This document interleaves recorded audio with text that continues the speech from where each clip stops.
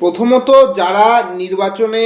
জয়লাভ করেছে তাদের প্রত্যেককে আমি আমার পক্ষ থেকে শুভেচ্ছা জানাচ্ছি, বিএনপি নেতৃত্ব এবং তারেক রহমান সহ বিএনপির সমস্ত নেতাকর্মীদের।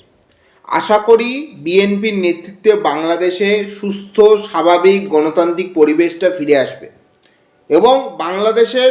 সকল শুভবুদ্ধি সম্পূর্ণ ভোটারদের অভিনন্দন জানাই। জামাতের মতো একটা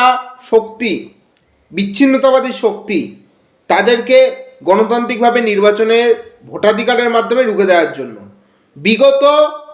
1 বছরেরও বেশি সময় ধরে বাংলাদেশে যে অগণতান্ত্রিক সরকার চলেছে ইউনূসের নেতৃত্বে, যে ইউনূস সরকার সেই বাংলাদেশের বুকে দাঁড়িয়ে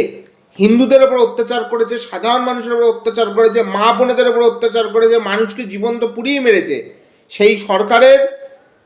বা সেই ইউনূসের বিরুদ্ধে মানুষের এই রায়কে স্বাগত জানাচ্ছি। পাশাপাশি যে সমস্ত দুধের দাঁত না ওঠা নেতারা বলছিল ভারত দখল করব, ভারতকে আমরা 24 ঘন্টার মধ্যে আমাদের অন্তর্গত করে নেব, সেই সমস্ত নেতাদের পরাজয় প্রমাণ করে দিল বাংলাদেশের মানুষ এখনও সুবুদ্ধি সম্পূর্ণ মানুষ, তারা এখনও অবধি